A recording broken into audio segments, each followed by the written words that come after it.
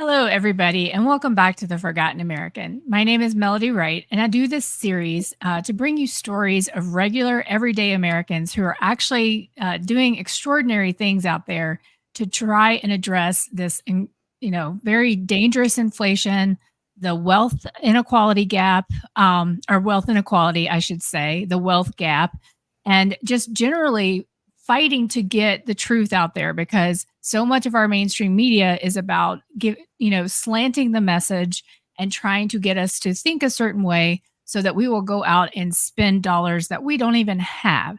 And so there's a lot of analysts out there, armchair analysts, as well as people that go out on the road who, even in addition to their full time work, they're diving into this stuff to bring you the truth. So today I'm excited to have my favorite person when I have questions about what's going on in the labor market.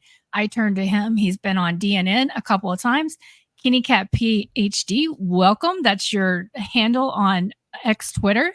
And so, I'm super excited to have you here today because, you are also a resident of Tennessee. You're in Nashville. Is it as hot as it is here or there right now? It's so hot here. I mean, it's definitely cooled down a little bit. It's better than like 90 some odd degrees. So I'll take what I can get. That's all I'll say. Okay. Yeah. Okay. Well, Kenny, I'm going to turn it over to you. And, how I like to start these interviews is like, let's just go back to the beginning. Tell me a little bit about who you are, what your childhood was like, what drives you actually to do what you do, which is dive into labor data and dive and dive and dive and dive. Yeah. Wow. That is a loaded question. Hmm. Yeah. So look, I'm a longtime Nashville local. Probably one of the few at this point. Um, Look, here's what I'll say. This was growing up. This is kind of like a sleepy southern town, I guess you could say, and then we'll call it around really 2015 or so. I mean, this place just went bonkers when it came to um, all the new construction, a lot of people moving here from out of state and whatnot. And, during that time, like I wasn't really probably as interested in like a lot of this like macro sort of or demographic data. But, you know, I just knew at the time that, look, I'm working, my wages aren't coming anywhere near what it's going to cost for me to potentially buy a home, of course, which is like what most people want. And then, COVID happens, and then obviously they just flood, the markets with all this stimulus, and it's off to the races again. And now it just, you know, people, there's a large segment of our population that just pretty much kind of feels screwed over. Mm-hmm. Uh, that is going to be obviously more biased to just younger people in general. I know people probably look at me and they're like, this is some kid. Like, what does he know? Like, believe it or not, folks, I'm pushing 40 here. So, anyway, um, but yeah, I mean, it's going to be more biased to like younger people, obviously, the middle class, anybody who is not a homeowner. You've kind of been, so to speak, left behind. And obviously, I think a lot of people kind of, want to see actual capitalism play out. I'm certainly no exception to that. I think it's actually healthy for us to have an actual economic reset. They don't have any incentive or interest to do that at a national level, which I understand why. How the wealth effect is tied into all this, but it would be great for that to happen. But I just don't see that. We're just slow walking things, and I guess how I Where did kind you of get got your like involved. yeah, where'd you get your healthy skepticism? I would like, because honestly, we are being fed so much every single day to convince us this economy is okay. And what was happening in Nashville was okay. I know you heard these what is it? 100, 200 people are moving to Nashville every day or something like that. You would just hear repeated over and over and over again. But let's start with honestly, where did you get your healthy skepticism? Yeah, so like I've had so it's a combination of things. I have family who's in the real estate business in one form or another. Like some are just purely on the development side. There's others who sort of have like a healthcare sort of spin to it, and I don't want to get into specifics on that. But like I've been around the industry for as long as I can remember. Like I'm really a healthcare guy. That's the bulk of what my professional career has been. I mean, that is what Nashville is. It's more of a provider's market. Healthcare provider. It's not really like we're not a huge health insurance hub per se. Um, but like a lot of the work and stuff that I do now. So I've made this joke before. I'm kind of like a recovering CPA. Thank God I don't do that type of work anymore. But the type of work I do is, and we can, I mean, healthcare consulting, where we oftentimes where a client is going to be, and I promise them this is going to all round out. Uh, they're typically they want to know stuff like, what is private equity doing in our market? And we're a small shop. We specialize sort of in like healthcare economics. I more do sort of like the micro side of that. And when you do that for clients, it's like a lot of time is spent dealing with databases, whether it's government databases or other types of databases. And maybe it requires like scraping data, whatever it may be. And so, when I use those skills, it's not much of a stretch to sort of extend that to something like real estate. And I've actually consulted for a variety of smaller developers here in town where when you're able to use that type of software and you're able to go get a bunch of data, you start looking at that information at scale and you go, and I'll just speak to like the employment stuff and real estate too, because they're so connected. Everything that they're pretty much saying is just a straight up lie. Like, especially the labor market stuff. I mean, every month they come out with their release and I update, my models, and all I'm doing is I'm just pulling the entire thing from the BLS, both the establishment survey and the household survey. And then I have like the local versions of that too that I look at as well. And it's all basically saying the same thing. And then when you sort of tie that into housing and you add in like the demographic component to that, and if you look at that stuff at a very sort of like granular level, it's all saying the same thing. I mean, we just have this really, the private sector job growth is dead. Homes really aren't selling, broadly Right. speaking, and it's the freaking price. Right. The incomes aren't going to catch up to wages. So I guess that's a long-winded way of saying like I don't really care what people say on mainstream media. Like if you know how to go get the data, and That's if you right. can just look at it yourself, it doesn't matter what they say. I could care less. I don't even. Yeah. I rarely turn on the news anymore because Yeah, it's I don't. just so. I mean, the narrative is like we're way past the point of like this being a difference of opinion, right? Mhm. Like we're just at a point of just straight up bold faced lying, Yeah. and And it's I think just it's unfortunate. yeah, and So I think, that's why we talk a lot on DNN about math matters. It matters. Data matter. And I think for me, I used to be a financial analyst too, and you do have to use a whole bunch of different sets of data, marry them up. You become really good at VLOOKUPs and all kinds of stuff. And but So I think that's where you probably get that skepticism because, so you're kind of looking at what's going on around you, but you're also looking at the data and you can read that data in a way that I think a lot of people just don't have that skill set. I mean, would be so overwhelmed to think about an Excel file with all of that information. Whereas, I mean, you don't use Excel. I know you use Power BI, and I'm very jealous and I'm going to get there. I promise. I just haven't had time.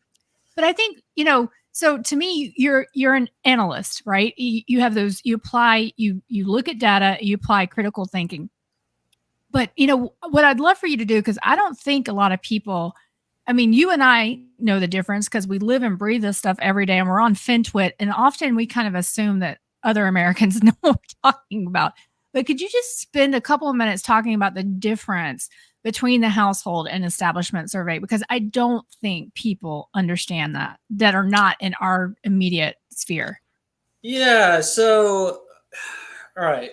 The main So the few main differences are, so the establishment survey is the one that gets all the attention on mainstream media. They quote that along with just a lot of these other monthly measures. It's usually quoted as a month over month seasonally adjusted number, and it's just one high level number. I mean, when you hear total non-farm, you should associate that with the establishment survey. The name of that survey should give it away too. Establishment, so it's employer facing. In other words, the survey itself, you're surveying employers, right? So, and again, these are monthly estimates, and they have to make assumptions because they're only getting like what sits under the entire thing is an actual like count of all jobs that's not sampled, which is the monthly number. The not sampled portion of that, like really sort of like the holy grail, is the QCEW.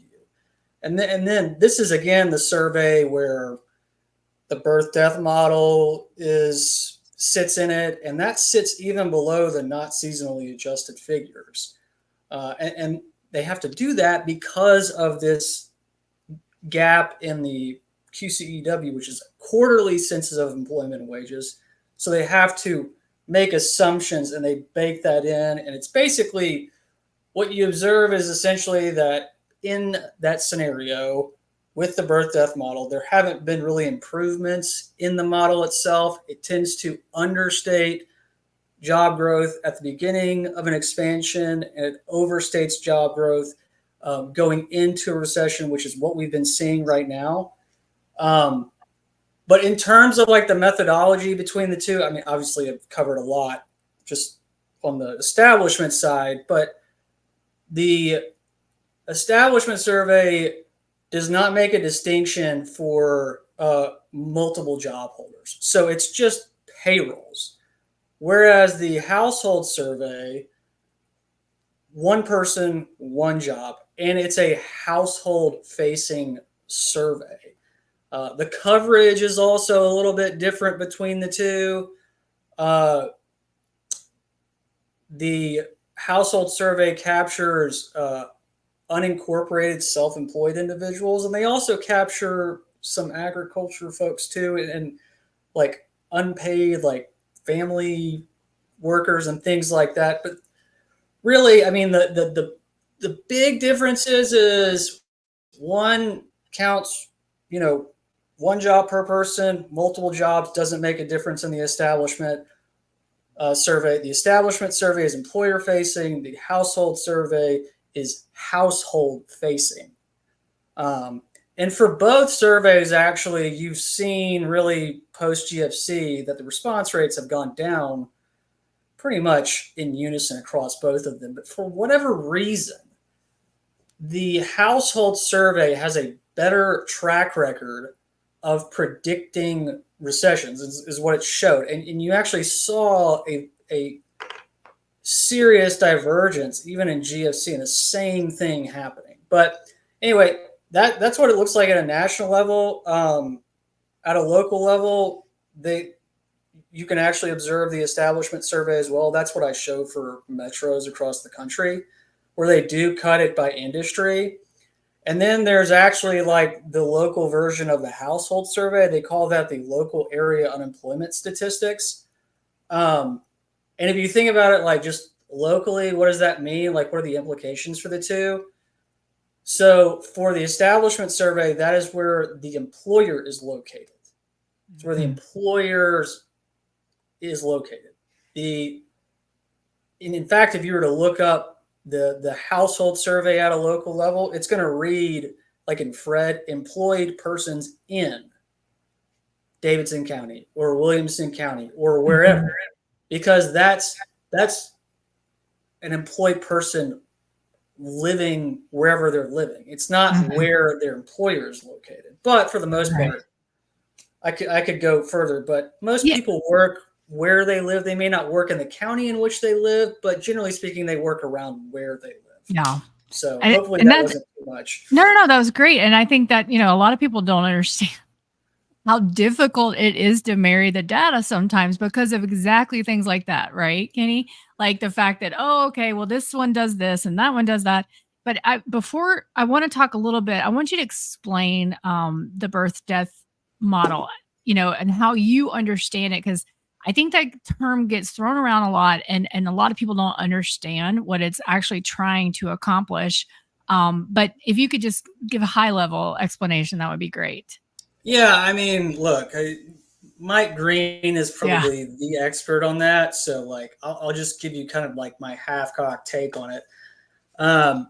So the birth death model, what that's basically trying to capture is in between when the quarterly census of employment and wages comes out, there are births and deaths of businesses, right? But you can't exactly capture, and as businesses are formed or dissolved, there's headcount implications for that. And basically they're using like historical numbers to try and like impute what that would be to sort of basically true up those monthly estimates to make sure that by the time it gets anchored to the non-sampled count of these monthly estimates, it's actually reflecting reality, when that is not happening. Like, you are seeing what we thought was going to be the case is that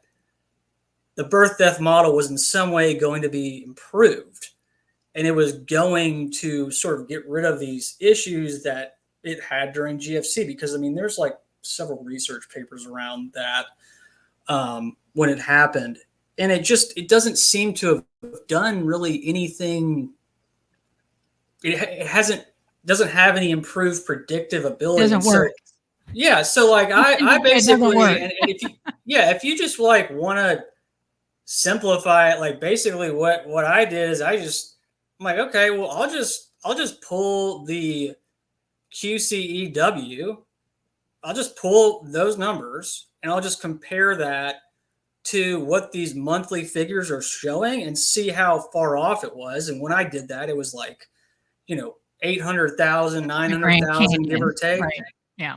So yeah, I mean, it's not doing its job. And unfortunately, a lot of these people in the workforce are having to sit there and be force fed. Like, you're seeing what you want to see. Like, the job market is strong. The consumer is strong. Like, how is the consumer strong? I mean, you reset prices on people who are already cost burdened, like 40%.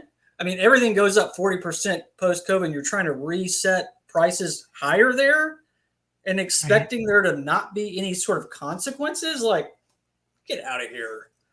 Sorry. Yeah.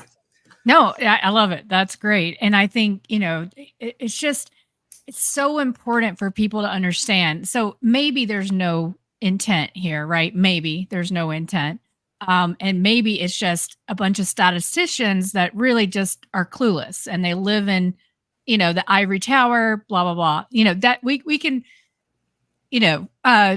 but it's important for people to know that. And they don't really know that. They don't know that, like, the monthly survey, I think, what is it? Sample 600,000 establishments, and then it doesn't even have a great response rate. But then the QCED, whatever, I always forget the last two letters. QCEW, yeah. Yeah. That's like 9 million establishments, and they have to respond to that. And so it's very different. And then I think too, your point about the households know better about their own state of affairs, right? And what's been interesting to me, Kenny, is that new census household pulse survey that they started, during COVID is so rich with information. And, we can go there and see that over 6 million people say they're behind on their mortgage, and which is massive, and then way more behind on their rent. And what's fascinating about that survey, I don't know if you know this, but participation is going up. I looked at that last That's week, right. Yeah, I remember you saying that. Yeah. and I think that's because people are hurting, so they want to participate in the survey to let someone know. So I just think it shows a very different picture, right, than what we're being told in the media. And you can find that information by digging like you've been doing, and other people, but people just don't have these skills. They're not taught how to find that kind of information unless you have some sort of research or accounting or financial analyst background. And so the only recourse they have is to turn on the news to get this information, or now, luckily, to come to YouTube, and other places like that to get alternative info. But what you were just saying there, I think, is really important. It's like, how could they think that this wouldn't be impactful, that inflation wouldn't, destroy purchasing power?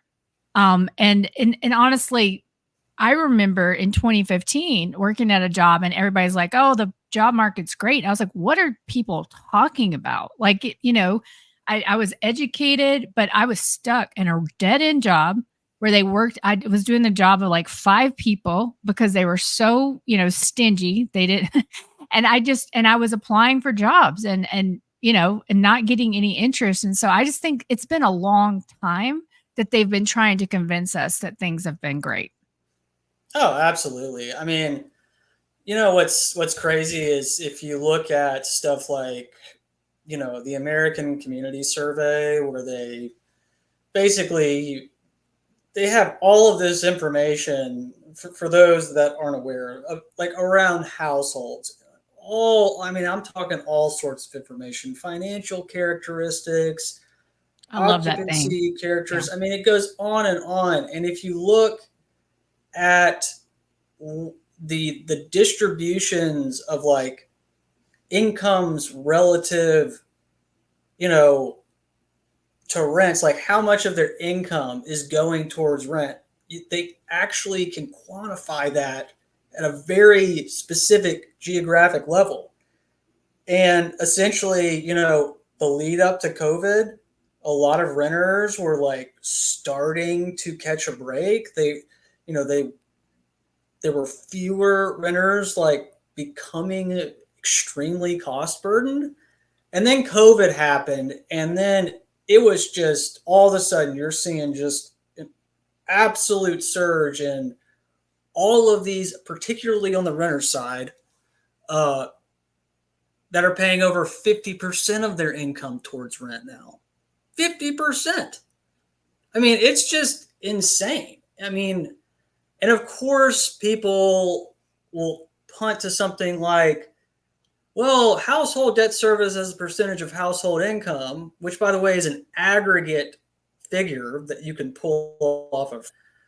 I mean, it's quite low. And I'm like, of course it is. I mean, did GFC like not happen? Like there's all sorts of people who bought way before COVID. I mean, Mhm. that's like assuming that everybody bought the same home for the same price at the same, like it doesn't make any sense whatsoever. So you Right. have this scenario, and it shows clear as day why there's so much bifurcation amongst households, because you've got somebody who bought in 2012 who at this point they may have paid their mortgage off, but sure, I mean, they got a stupid low rate, and their monthly payment relative to their incomes is probably nothing, assuming that they're still, if they haven't paid it off. Um, So you have this weird scenario where there's a growing number in a lot of these markets of housing units without a mortgage, but then near term, what you're seeing is those houses that do have mortgages. I mean, it's a huge. I mean, we're talking a lot of them are like 40% plus of their income is going towards their mortgage in terms of near term originations, and that would only make sense, right? Because incomes have not, in any way, shape, or form. I don't care what anybody says. They have not caught up to the cost of living. Period. Now, will there be certain occupational exceptions to that? Absolutely. But in the aggregate, that's not true. So, Absolutely. And I think that's, again, yeah, our top 1% may have a whole bunch of money. right. And then 80% of America is struggling. And if you look at those household surveys, like the Census Pulse survey, 41% of people in Texas right now are worried about being evicted or foreclosed. 41% from that Pulse survey. 50% in Iowa. I mean, it's just insanity. And meanwhile, people are out there saying this is the best economy ever on CNBC. It's absolutely nuts. And I think that's part of what drives you as well, is just the hypocrisy of it all, right? And especially talk a little bit about unemployment and our youth and what's going on there. Yeah. So they're a group that I'm concerned with because the unemployment rate for younger groups is much higher than it is for older segments of the population. And so somebody may say, well, hey, look, labor force participation rates vary amongst age groups, as does the employment population ratio, all those things. But generally speaking, these younger people, a larger share of them are going to be participating, trying to find jobs. I mean, it's plain as day that you see that. 25 to 34-year-olds, I forget what the number is off the top of my head in terms of but it is cookie. It looks just like it did, at the beginning of GFC. And I don't want to scare anybody for saying that, but it is what it is. I'm looking at the data. That's what it's showing. So Neely Taminga, I don't know if I'm saying that Yeah. right. She's brought this up. She's great. Obviously. She's amazing. Yeah. Yeah. And very analytical. Just she's, her position on things come from the numbers. And she has brought up the fact that college grads are having a hard time finding a job. Well, the reality is they cut employment data, especially if you look at the house. By the way, the unemployment rate comes from the household survey, just so everybody's clear on that. When you look at that information at scale, especially the national stuff, it has a demographic flavor to it. And it kind of makes sense because you're looking at households. And they'll cut the unemployment rate, again, by various ages, but by also sort of your life status. So are you not enrolled in college, but you have a bachelor's degree or higher, and you're between the ages of 16 and 24? What's the unemployment rate for these people? So, I mean, you're basically capturing more or less new college grads. And it's almost 10% now, which is, which is literally, it is in with what it looks like in GFC. And so the other thing I would just point out about younger people too is, right, I mean, they haven't had enough time to accumulate assets. That is plain as day when you look at household net worth information from the Fed. So they cut that by incomes, by ages, by generations, all of those different things. And it's clear. I mean, that only sort of makes sense. They're also, the home ownership rate amongst that group is under 35 is around I want to say 38%, give or take. But these are things that are readily observable at a very local level, and you can trend it over time. And for a place like Nashville or Davidson County, really, so that's kind of the heart of the MSA. That's where downtown Nashville is. I mean, the home ownership rate is 28%. So, and I'll say this another way, 46% of occupied homes in Davidson County are renters. About half of them are one-person households. About half of them are also under the age of 35.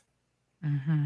And they're non-family households. And people are like, what the heck? Why do you keep bringing up these non-family households? Well, there's basically two types of households. There are family households, so like married couple, or maybe it's like, a divorced guy, he's got his kids living with him, whatever. And then there are non-family households. Non-family households tend to be associated with renters, and they're typically smaller size households. And as a result, they make less money. So if you have a scenario like that playing out, especially in a lot of these like Southeast markets, but it's certainly not limited to that area, you're going to have a scenario where evictions are going to be quite high. You're going to have a scenario where all these kids, they get online and oftentimes they're in their car. I hate to say that. And it does get a little old. Like they're all mad. And guess what? They have every right to be mad because they are getting screwed. I mean, my personal circumstances, I'm fine.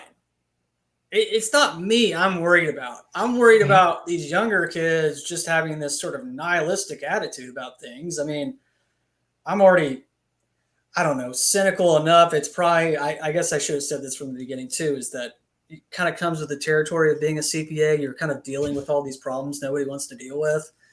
But they have a valid point. I mean, the younger groups, it does not look good. And look, I've showed this to you, Melody, like what those various measures look like in different markets.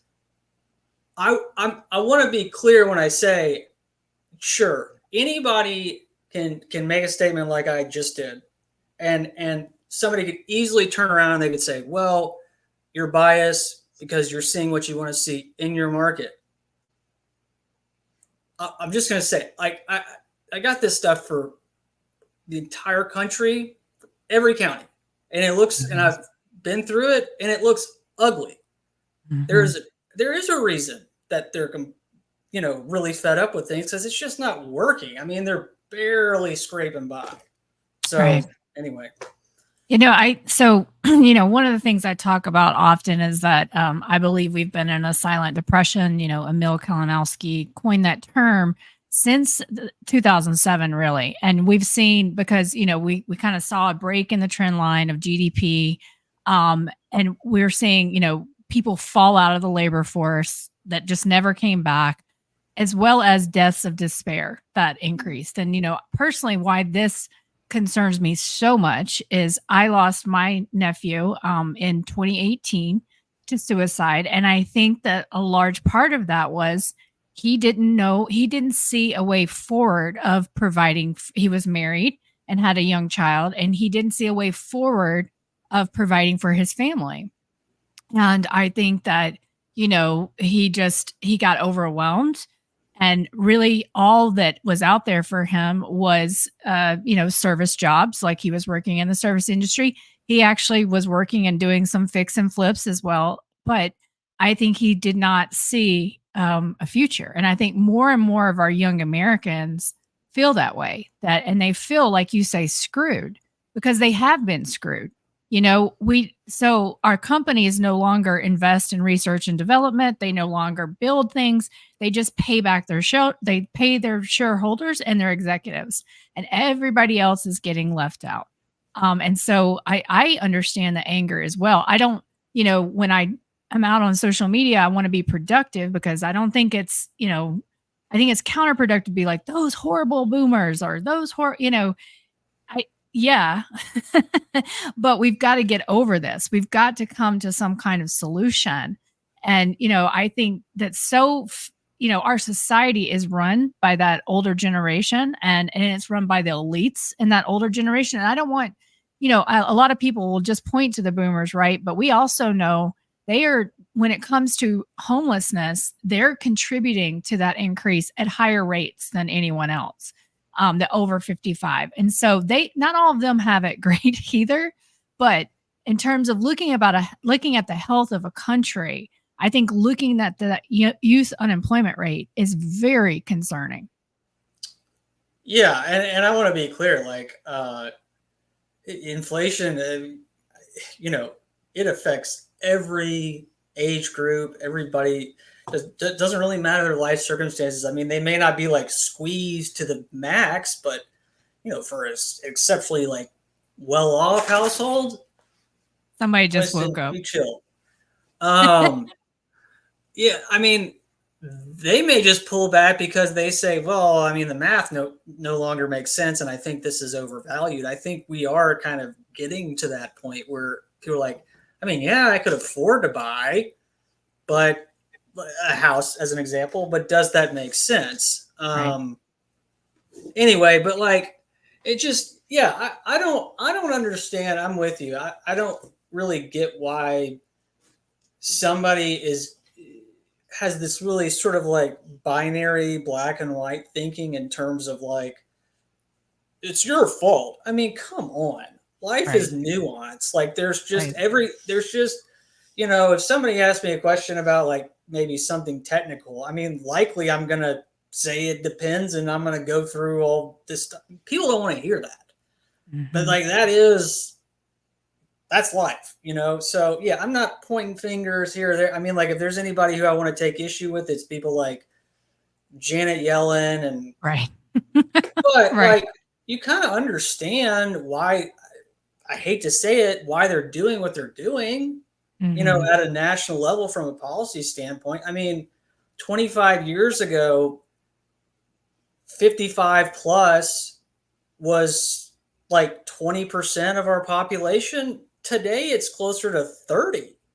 Right. So the older population, if you want to think about it in terms of housing, like I want to say like 65 plus, that group, their home ownership rate is like, I want to say 80% or something like that. Mm-hmm. It hasn't changed in 30 some odd years, but there's just more of them as a share. So if there's more of them and they're still consuming the same amount, that's a problem in and of itself. But then as there's more of them, they're also hanging out, employed, and sort of suffocating the younger generations in terms of their upward momentum. It's just, you see this across these like older populations, that this same sort of pattern is happening.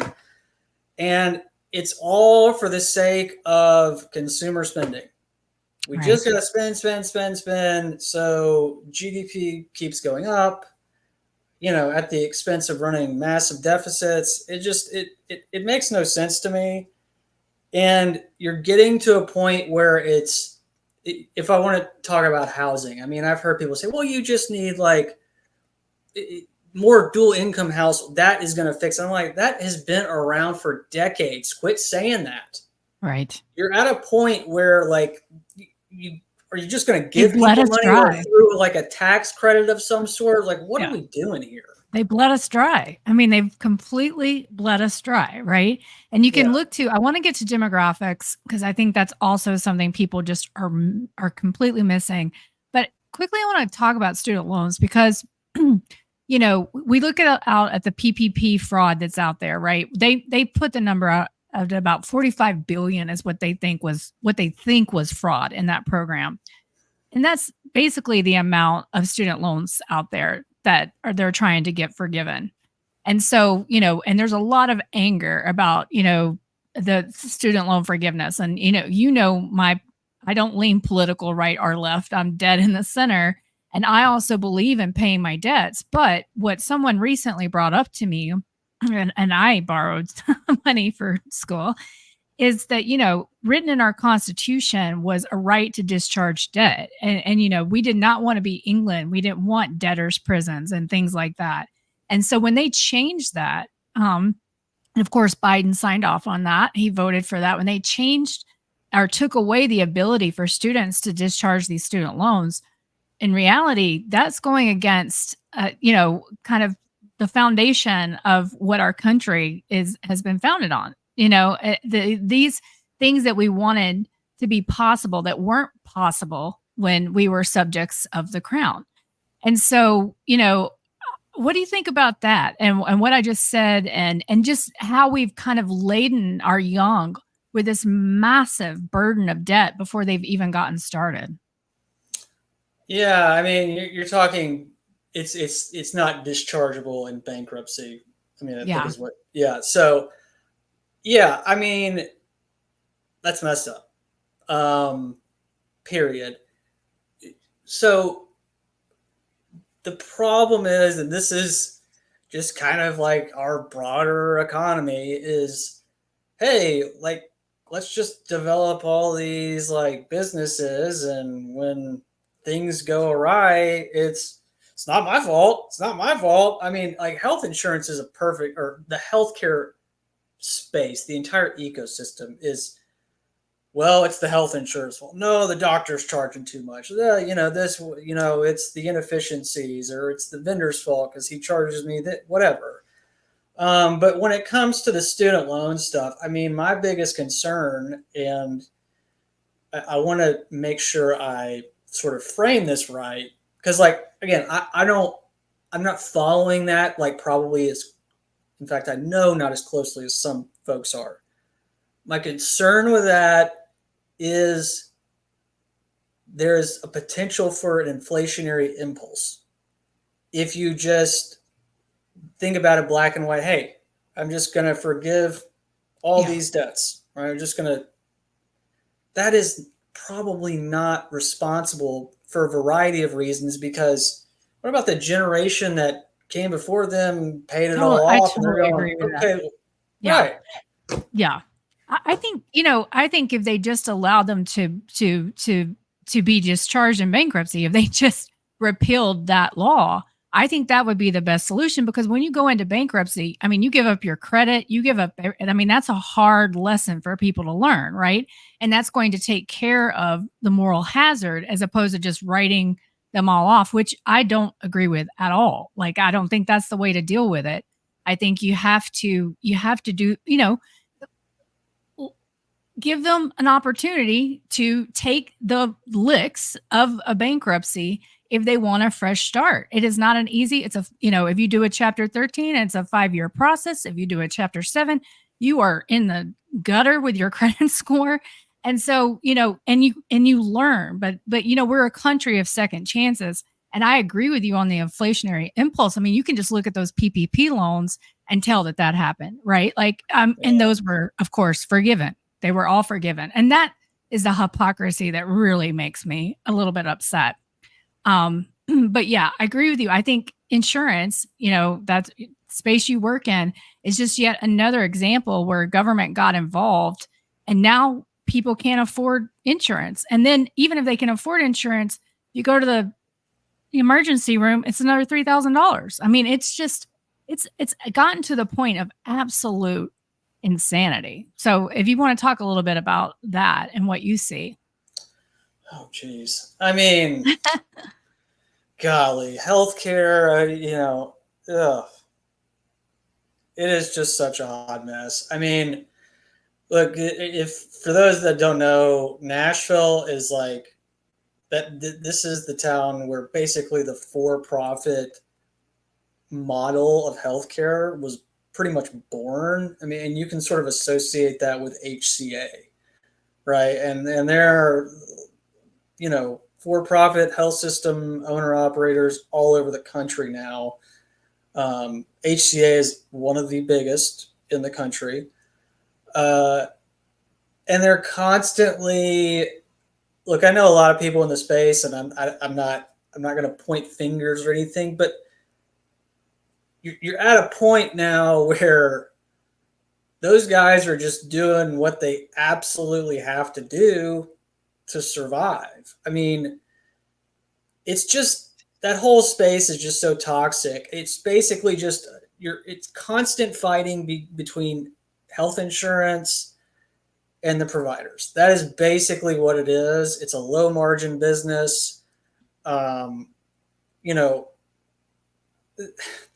the bills that some of these providers send people. I mean, the most ridiculous example of this would be like the freestanding emergency departments, which basically look like an urgent care, but they have like a little bit more offerings to where they can basically charge somebody like 15 grand, like just for services that are literally worth like, you know, 2% of that, something like that. Where, look, I mean, they're just cranking out all these different types of models to try and figure out, okay, how do we basically turn a profit? How do we stay profitable? And the reality is, most aren't. I mean,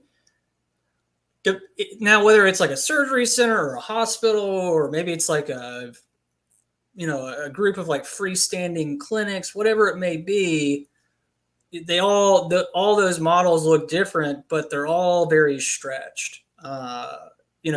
We used to, for a lot of these health systems, like I was alluding to earlier, they want to know like what private equity is doing as an example in their market, and so you Mhm. kind of like have to develop this profile. Okay, well, what sort of doctors are in your market? What sort of operators exist? Like, why would private equity be buying a freestanding surgery center and buying a bunch of like urologists and orthopods? Like, why are they doing that? So, like, when you start to paint that picture and you start to see like why they're doing certain things, it's really just, in my opinion, survival mode. I mean, the valuations, especially in the physician practice management space, which is basically just physician groups that they roll up, and then they pair them with other specialties oftentimes, and then they'll add in like revenue cycle management, all these different things. It's all like extremely speculative, and you've already seen, Envision Healthcare. That was a big bankruptcy. I think it was the beginning of last year, where essentially like their special sauce, so to speak, was like all of this out of network billing, how they were like hitting their numbers, when the only reason they were doing stuff like that was just so they could, Stay afloat. hit their covenants and things like that, Mhm. which they Yeah. still weren't doing. Um, but for an operator that size, I mean, that was, I want to say KKR did an LBO with that group for like 10 Oh, billion bucks. You leverage know, buyout or get yeah, leverage loan. Yeah. Okay. yeah, it was an LBO. I mean, of that size, and then it still goes bankrupt, Right. just makes you think like, hey, there's probably more fraud Something. in healthcare than I realize. Yeah. Usually it's on the administrative side, but it's not just on the administrative side. It's just, there's a lot of these like, oh gosh, I've seen like boutique dental practice management models where they're trying to cater to like higher end individuals, like higher net worth. And I'm Con- just going, okay, good luck concierge. with that. Yeah. Yeah. Good luck. Good luck. So, but it exists in so many different shapes and forms, and it probably bores people. But yes, Well, it's frothy. Everything's frothy.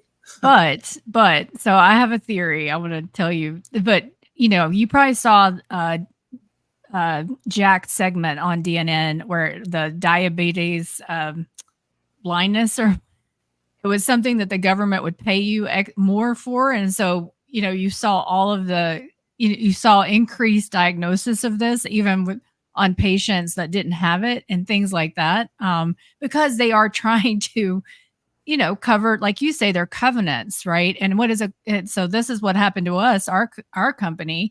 is that we would trigger covenants in our loans. And then when that happens, you are in, I mean, there you have to kick in either extra money or you have to sell assets. I mean, it's just you're dying and you're just trying to grab onto a lot. But that's because our entire society runs on leverage. Entire society, like we don't we become so hyper financialized. But my theory, and I was just thinking about this because I've had conversation with 3 people in the last 2 weeks where they're getting rid of their insurance, their health insurance. They're done. They're just done. And you got to think about it. Like if you're paying over $1,000 a month or more, so that's $14,000 a year that you could have in some sort of account somewhere earning some income for you. Like you could be buying T-bills, you could be doing something like that, right? Or even just having it sit in a money market account. But they're paying that much. And then if something does happen, they walk in and they come out with thousands of dollars in bills still with insurance. I mean, it's just gotten to the point that if you're not, and I think, a lot of people stay in jobs for insurance, but that, that benefit got less and less and less. I left corporate workforce probably I think 2022. Yes, that's right. Sorry. I had to think about it. But at that point, my insurance had gotten more and more and more expensive that I was paying out in my paycheck.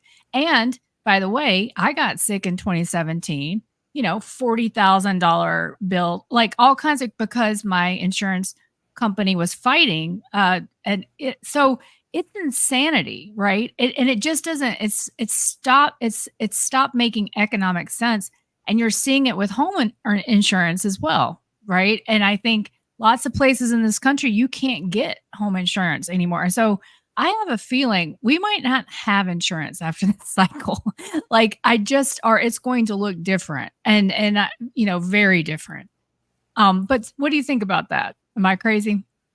No, I mean, I just, it's, oh gosh, it's like just a series of distortions that have accumulated, and we haven't really kind of let things properly reset, and especially within the past 15 years. When it comes to healthcare, here's what I would say: it's all the signs of sort of slowly forced consolidation are there. Like, Right.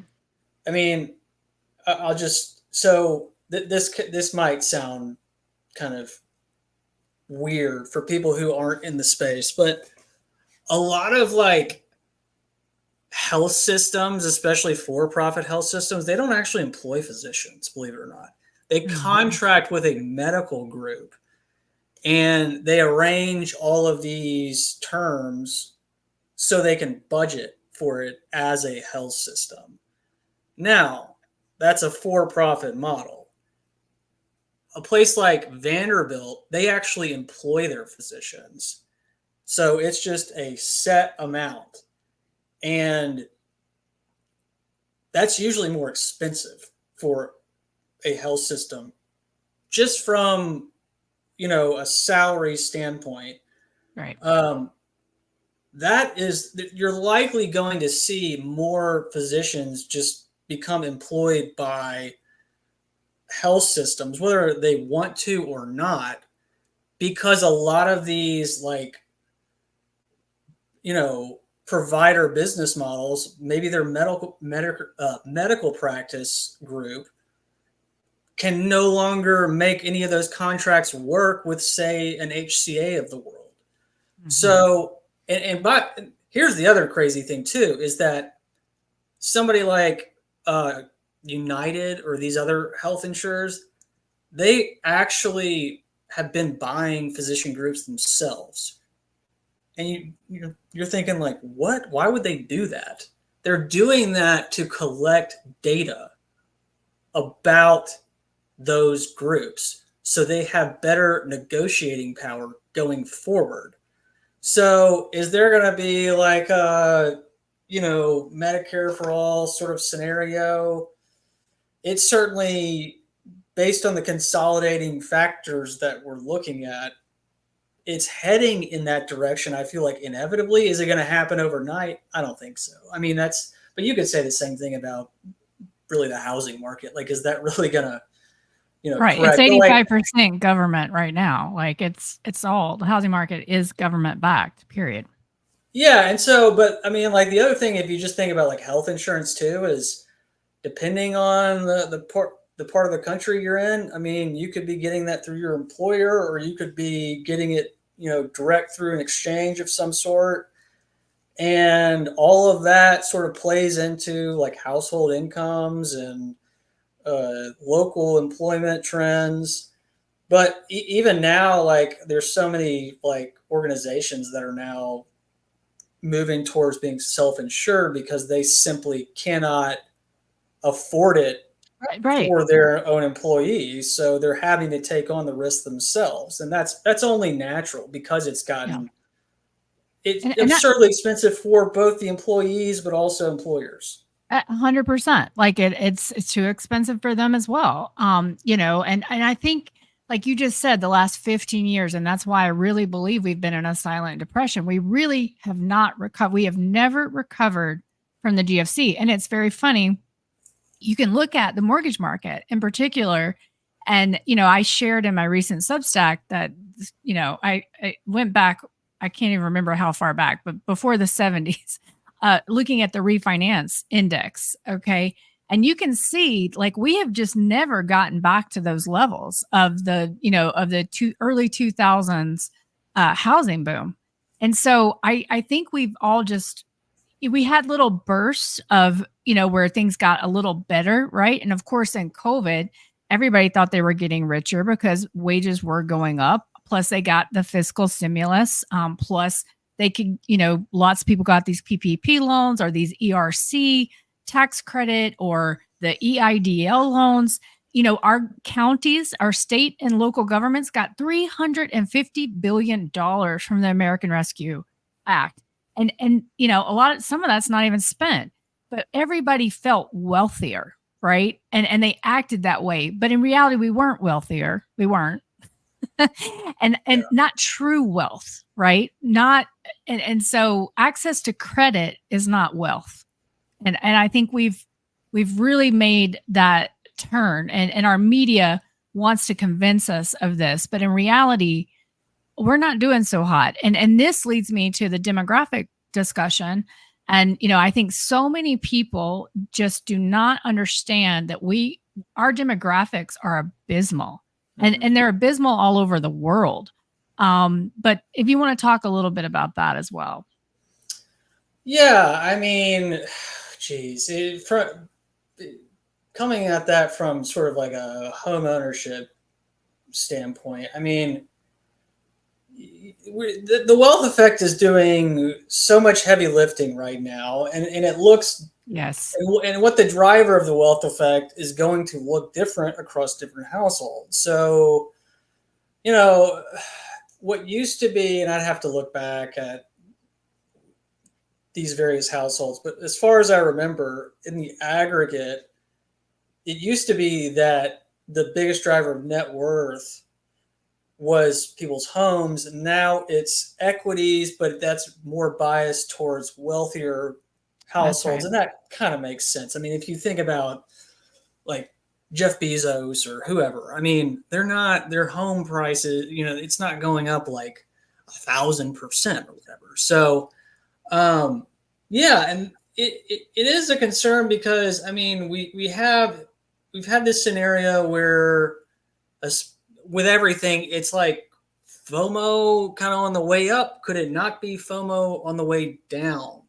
Just Mhm. because of how sort of crucial that wealth effect is, and I'm really kind of concerned about some of these recent buyers who are Oh yeah. also a lot of them, not all markets, but there are certain markets where you've had a lot of younger homeowners come in post COVID, and you have, I mean, a lot of those folks are underwater in their mortgage already. I Yep. mean, these are things that you can actually estimate and measure at a local level. And when I see that, I'm like, uh oh, you Yeah. know. I think it's incredibly irresponsible for, especially mainstream media, like NAR is obviously the worst offender, to come out and say that there's not a bubble, there's a housing shortage, and they base that on the number of builds per year rather than looking at the aggregate stock of homes and assuming that's been stationary. Mm-hmm. Like, who, I mean, from a statistical standpoint, I mean, what is that, like less than like in a given year, the number of new builds is like probably what, less than 1 or 2% of the entire housing stock. I forget what it is, but Yeah. it just blows my mind, Right. that they're pushing that. Like, Yeah. really? Right. Anyway. Right. And it, and just kind of quick back to the demographic thing. I think that a lot of our youth either putting off having babies because they can't afford it. I mean, they can't afford a place to live. They're living with their parents. I think fewer and fewer of them are even. Anyway, if you have anything you want to say, that this to me, I am so concerned about our youth. I mean, I just feel like we have such a responsibility to give them hope for the future, and we are just failing at every single level, and that is borne out in our demographics. Absolutely. And you can, again, at a very local level, observe those things. And pretty much what you're going to observe everywhere is that the birth rates are just tanking. You obviously can see that chart at a national level. It's the same thing at a local level. It's no different. It is Right. no different whatsoever. And even I think the American Community Survey, they actually measure by age groups or estimate, like, okay, you're between the ages of 25 and 34. What is your marital status? Mhm. Are you married, divorced, uh, never been married? Like, what is it? And I've looked at that across different markets in Davidson County, and I've made this you know, sort of dark comedy joke. Like, all of these female, like when you look at a place like Broadway, it's like a lot of these bachelorette parties, they come here, and it's almost as if they've decided to turn it into a lifestyle. So a lot of them moved here. Mhm. And now we have, I want to say, between the ages of 25 and 34, like, not only have they increased as a share of Davidson County's population, or increased, over like the past really 13, 14 years, but also as a share of the population, they've increased, and they're outpacing men in that same group. And more of them are single, Mhm. like they've never been married. And so all of those things that you typically Came to observe at a Nashville to national get level, their cowboy, Kenny. I know, like, oh man, like, I'm sorry. Like, I don't know how people, whatever. I don't, to each their own. I'm not a country music guy. I like the oldies stuff, but like, I don't know a single person, like a local, who hangs out in Broadway or like down there at all. It's horrible. Yeah. It is Oh, it is I mean, it is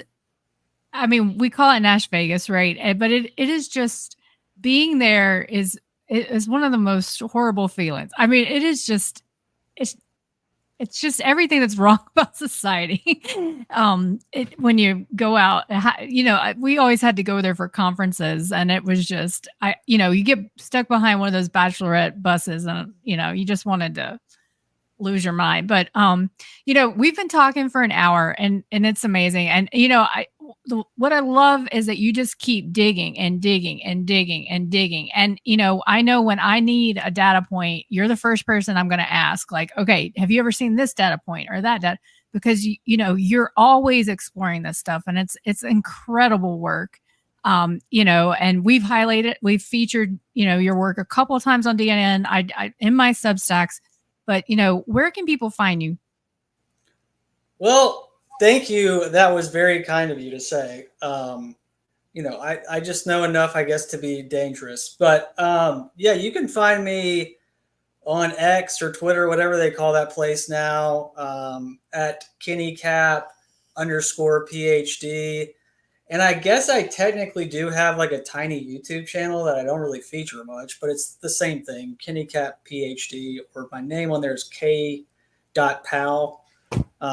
Anyway, it's all just sort of dark humor as far as I'm concerned. So Oh, yes, I love I'm the it. guy behind the mullet.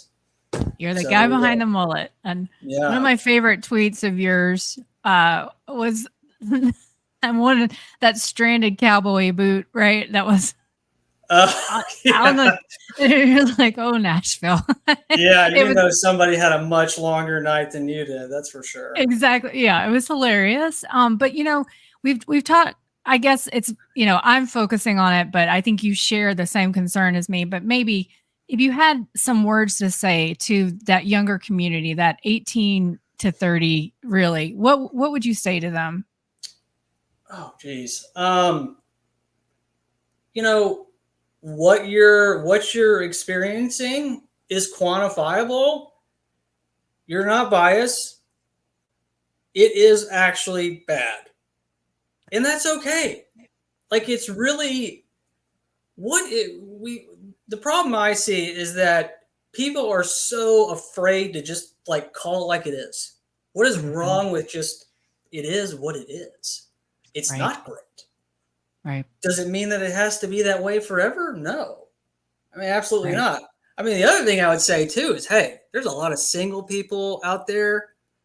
Hey, the numbers, they are on your side. Go meet somebody. Hey, I guarantee you there's a lot of, especially the younger people, there's a lot of people who are feeling the same way you are.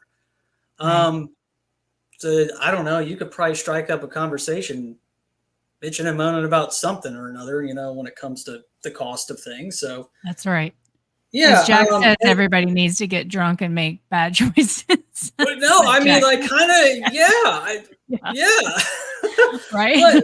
but but the other thing I would say too is, I mean, look, people have this idea, and I don't care what your age is or what your education background is, you can always learn something new, right? That's right. And nobody's telling you to go out and conquer the world or you're going to be the next CEO of some big tech company. No, I'm not saying that. But just start at least like for yourself looking into whether or not mainstream media is actually telling you the truth. Go to the Fred.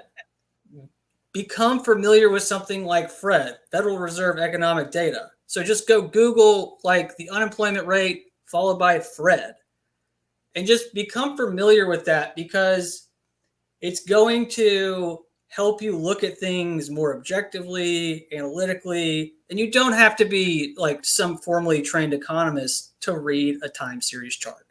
That's It right. will empower you. It's a good thing. So anyway, Love it. that No, would be I my love that. advice, I I guess. love it. I love it. Well, thank you so much, Kenny, and thank you so much to the community. What I'm really trying to do here, guys, is I really want to capture history and talk to people in this time because I have a feeling, similar to what happened with our historical understanding of the GFC, that a lot of the reality or truth is going to get papered over. And really, I want this series to capture the stories of our Americans for future generations. And I know that's a lofty goal, but I think it's an important one. So I appreciate those that watch this. I on purpose don't put those crazy thumbnails. On purpose, am not even showing faces on those thumbnails because I want people to take this seriously. This is about, in my opinion, this is about capturing history. So thank you, Kenny, for doing this with me. And thank you to the community. And we'll see you again next time. Thanks for